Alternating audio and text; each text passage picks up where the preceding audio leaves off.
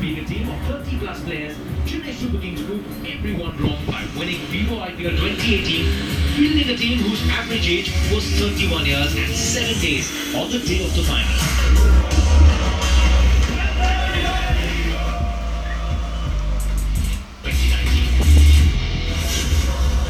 In the Indian Premier League is extremely critical as many as 7 Indians play or rather feature in the playing 11. So therefore it's definitely important to delve deeper and see where the teams are standing. The top 4 sides with regards to their Indian experience, you'd find that Chennai Super Kings right from inception, the personnel have changed a little bit, but they've retained a good core. Raidu, Raina, Jadhav, Dhoni, Ravindra Jadeja, there'll be a Mohit Sharma or Deepak Chahar as well. So it's a solid Indian core. You look at the Sunrisers Hyderabad, there is Manish Pandey, Yusuf Pathan, Khalil, Bhuvneshwar Kumar, there'll be a Vijay Shankar, there'll be a Deepak Huda or a Shehbaz Nadeem. So they're looking alright as well. You look at Kolkata Knight Riders, Robin Uthappa, Dinesh Karthik, Piyush and Kuldeep. You've got Nitish Rana and Shubman Gill, let's not forget, he's equally important. RCB is lagging behind a little bit.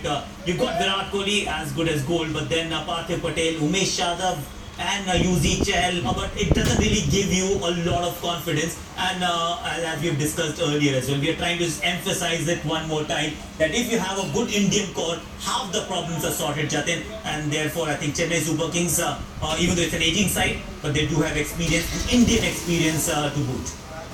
Yeah, it's pretty evident what we saw, Indian experience. And even if you look at the 2 most successful teams, Chennai Super Kings, Mumbai Indians, got them over the years. They've always made sure at the auction, they first backed this Indian experience and then they've gone on to retain it. You did something very similar at Kolkata Knight Riders since probably 2011. Just first tell me the importance of this trend, a good, strong Indian core. Very important, because ultimately it's the 7 players which is going to make the core of the playing 11, and those 7 players will be Indian players. So I feel that Chennai has been very smart in doing that. They've had Suresh Raina and MS Dhoni since the start of the IPL, and Mumbai Indians have done a fabulous job as well.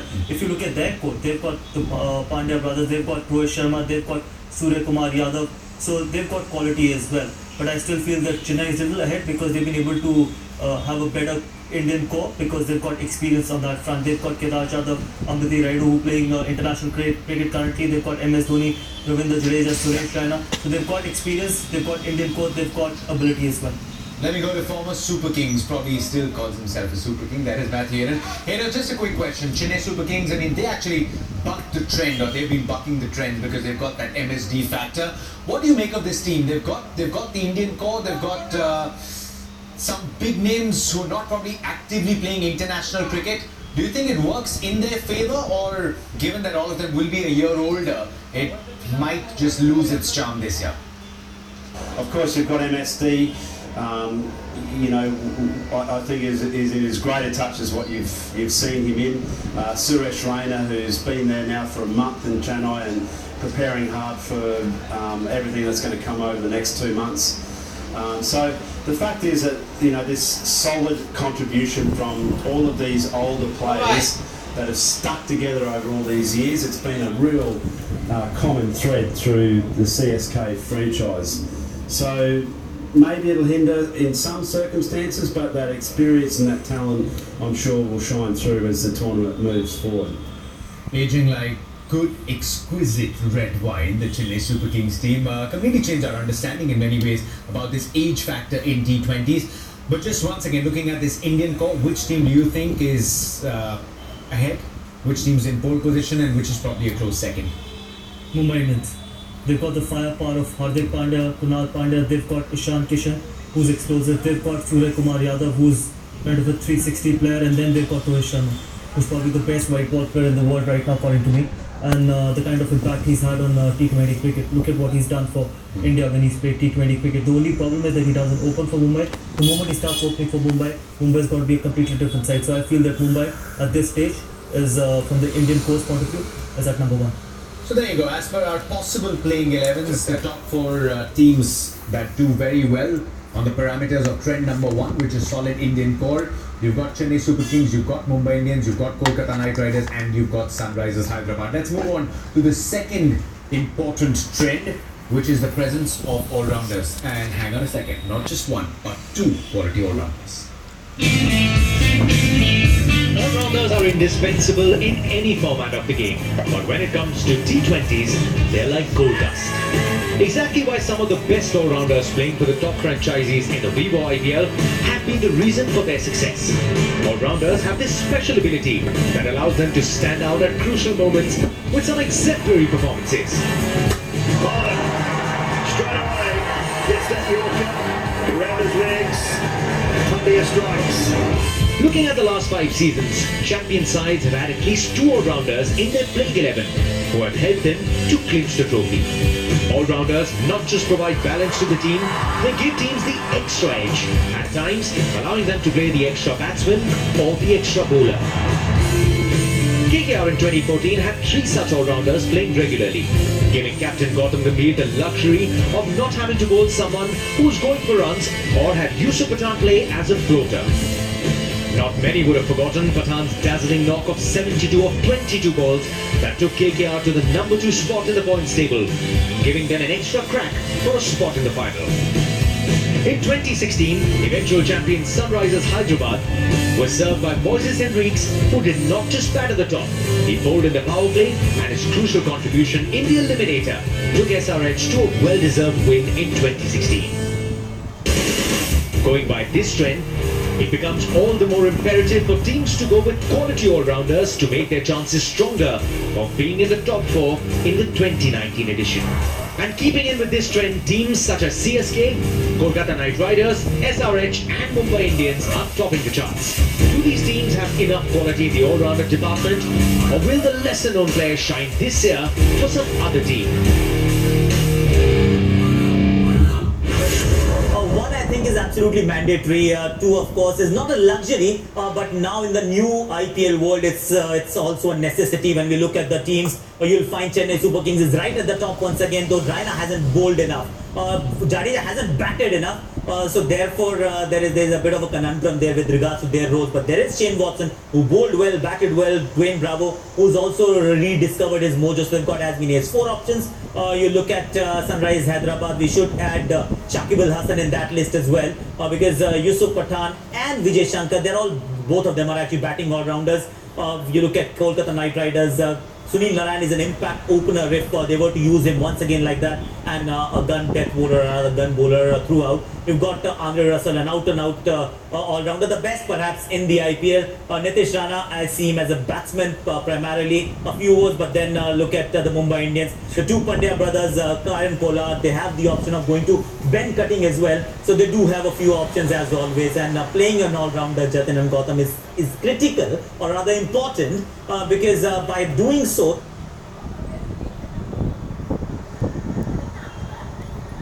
players without really playing players extra, 6-7 bowling options, 7-8 batting options. That's what comprises, or rather makes a good T20 team. But that's the deal, right, Akash? Even on just this list that we see, there's just one team with 200% proper all-rounders, and that's the Mumbai Indians, right? With Krunal Pandya and Hardik Pandya, Gautam. Plus you haven't mentioned Ben Cuttings. He's a proper all-rounder as well. And but imagine 2 quality Indian all-rounders. In that sense, again, Mumbai Indians is at number 1. We've spoken about the Indian core. Now we're talking about the all-rounders. So Mumbai has an advantage.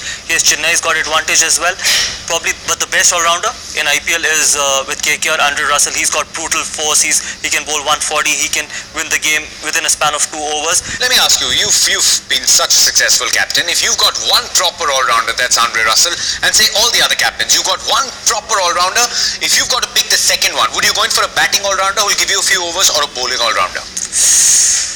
Look, probably a bowling all-rounder who can bat at number 7 or number 8, because he's not going to bat before Andre Russell. Andre Russell will always bat probably at number 5 or number 6. I'm not going to push him down to number 7 at any point of time, because I know if he's there in the middle, he's going to win me a game. And the moment you pick another batting all-rounder, you're going to try and put him in front of Andre Russell, which will not work for any franchise. But again, if you only have one quality all-rounder like Andre Russell, that puts a lot of pressure on him, because he knows that he has to win games for KKR, whether with the bat or with the ball. Let me go to Mitchell Johnson. Mitchell, deep down inside, I am calling it all-rounder. You could really give the ball a good whack. But coming just to what captains would like to do, how important is it that if you're playing someone as an all-rounder, that he has to be a proper all-rounder and complete his quota of overs? How important is that factor for you? It really does depend on situations of games. I think they've become so big in the game of T20 cricket. It's a really interesting tactic, and I think that's something the teams always talk about in their team meetings. So yeah, it'll be interesting to see if a lot of these all-rounders do get a chance to finish their quota. If they're bowling well enough, then I think they should. Thanks, Mitch. Akash, Gautam, quickly pick your top two for trend number two. Teams that are ahead of the others, quality all-rounders, top two teams. Mumbai and Chennai. Mumbai, Chennai. Akash? You'll have to go with Mumbai Indians and Chennai Super Kings. Let me just put a dark horse here as well. Rajasthan Royals is a team that we haven't mentioned at all. There you go, that's trend number two done and dusted. Now moving on to trend number three, and it had to feature on our show. I'm in company of two openers here. So trend number three is that your openers by the end of the tournament should feature in the list of top run getters. To make it to the top 4 in Vivo IPL 2019, teams will need their openers to fire. They need to be consistent. They need to be in top form. The trend in the last 5 years shows when a team has at least one opener being the highest scorer for the team, it has gone on to not just be in the playoffs but also won the tournament. Whether it was Robin Uthappa for KKR in 2014 or David Warner for Sunrisers Hyderabad in their title-winning year of 2016. Openers doing well means a good start for the team, which helps put pressure on the opposition. Well, begun is half the job done. Yes, they say that, and it's always true, almost always true. But you talk about T20 cricket, you're looking at great numbers, higher strike rates, creating a platform in the first 6 over, use the power plays. Let's have a look at how the openers have been doing, and they end up generally amongst the top run getters in the top 5 run scorers. Mumbai Indians have got Quinton de Kock in red hot form. You got Rohit Sharma, one of the finest white ball players. Then Gale Storm with KL Rahul, my favorite pair is there. You look at Johnny Bairstow and David Warner. Warner's coming back, he's hungry. Bairstow is quality, and then the two Indians who will not leave the tournament at all. Some of them will actually go away, but these two will play throughout. So Prithvi Shaw, Shikhar Dhawan, right and left hand combination. So these are the openers who are perhaps likely to do a lot better, and I've also kept in mind that some of the openers may actually go away in the middle of the season. Most of these won't. Gautam, since you've left KKR, we haven't put KKR in the top 4. I mean, would have been a no-brainer while you were there.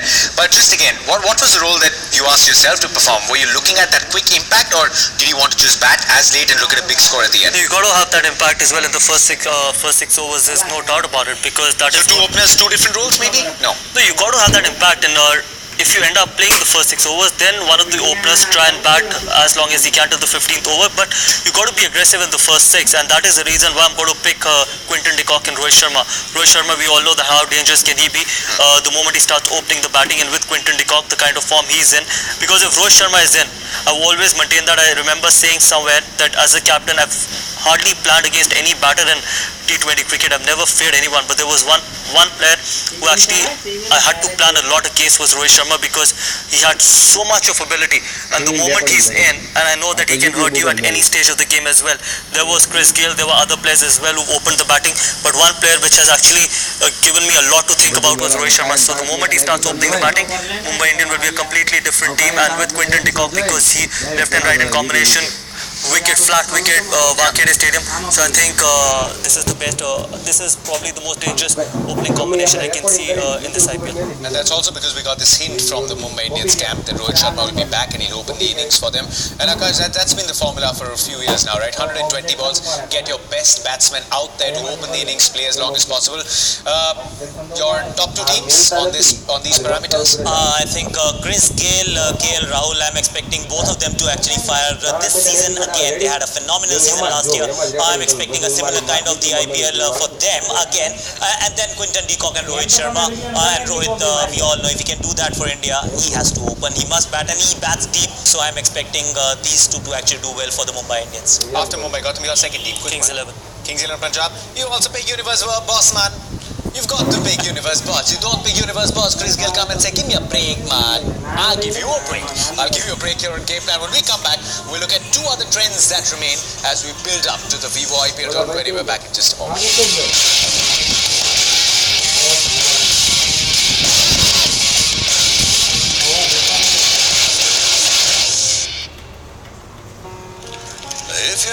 heart's full of love and your head's full of dreams. No distance matters.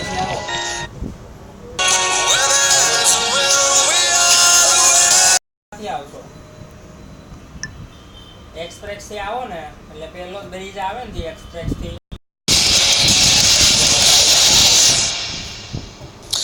Bring on the 23rd March, bring on the Vivo IPL, ladies and gentlemen. This is Game Plan co-powered by Coca-Cola, trying to look at trends that have emerged in the last 11 years, which can help teams plan better and give them a better chance of making it to the top 4, to the playoffs. We've spoken about 3 trends. Let's now talk about trend number 4, which comes down to the bowlers. If you want to win a tournament, you need to have a strong bowling lineup. Let's talk about trend number 4 in detail.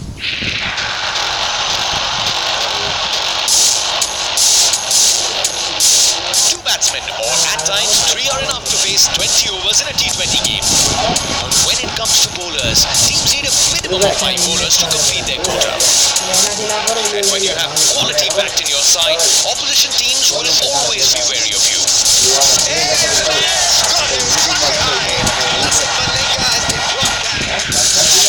No wonder then, the teams that won the title have had at least 2 bowlers in the top wicket takers list. Be it Lasith Malinga and Harbhajan Singh in 2015 or Bhuvneshwar Kumar and Mustafizur Rahman in 2016. 2 quality bowlers guarantee success. An ideal combination of bowlers is where one bowls in the power play and 10th, and the other gets wickets in the middle overs. And in this regard, the Sunrisers Hyderabad have remained head and shoulders above the rest. Big carry! Into the party! They would look at Bhuvi and Rashid Khan to continue their work and put the team in a good position to qualify for the playoffs.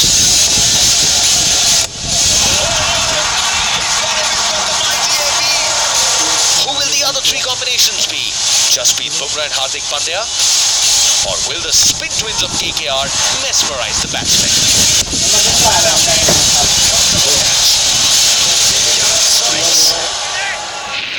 Batsmen win you matches, bowlers are the ones who win you trophies, and are therefore a very critical component. You need as many as 5, at times 2 or 3 batsmen are enough to take care of the 20 overs, but not the case with the bowlers. You need 5 quality bowlers. Every bowler is about 20%.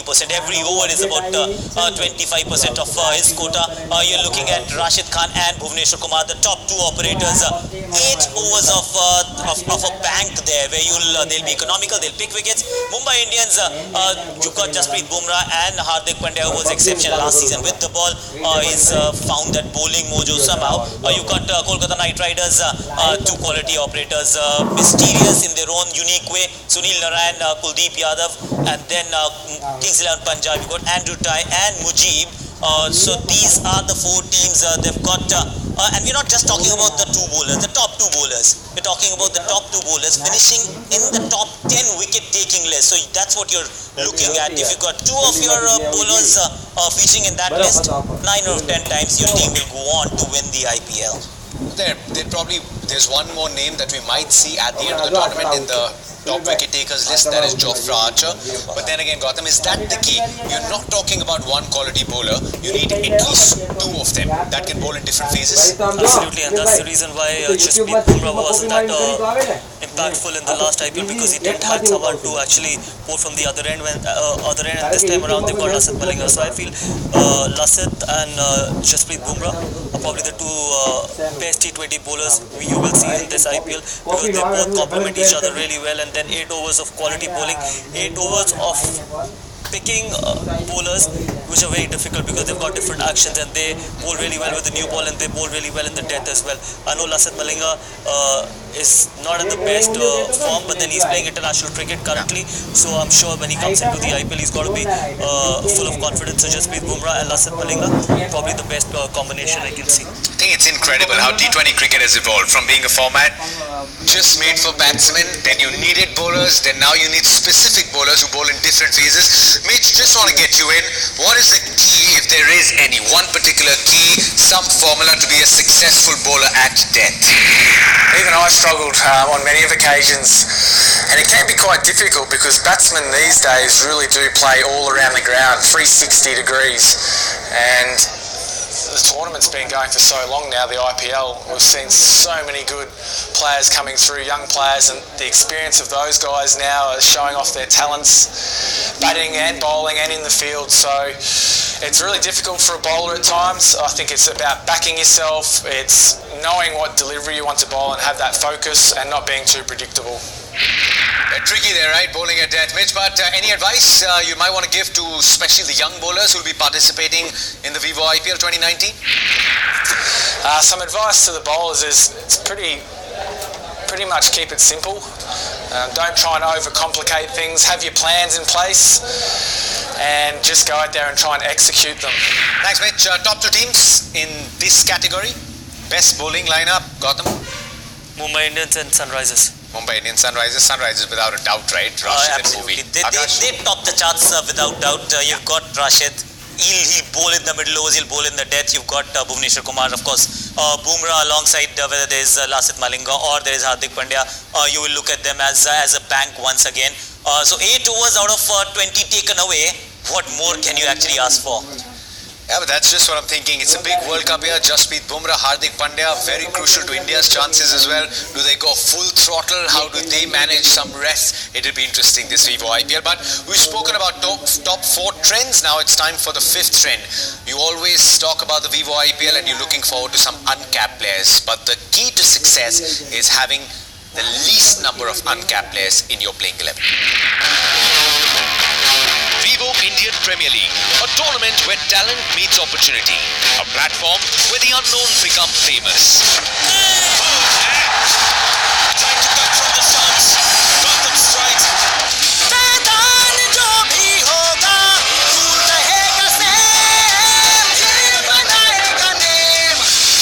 जहाँ game दिखेगा तो name बनेगा.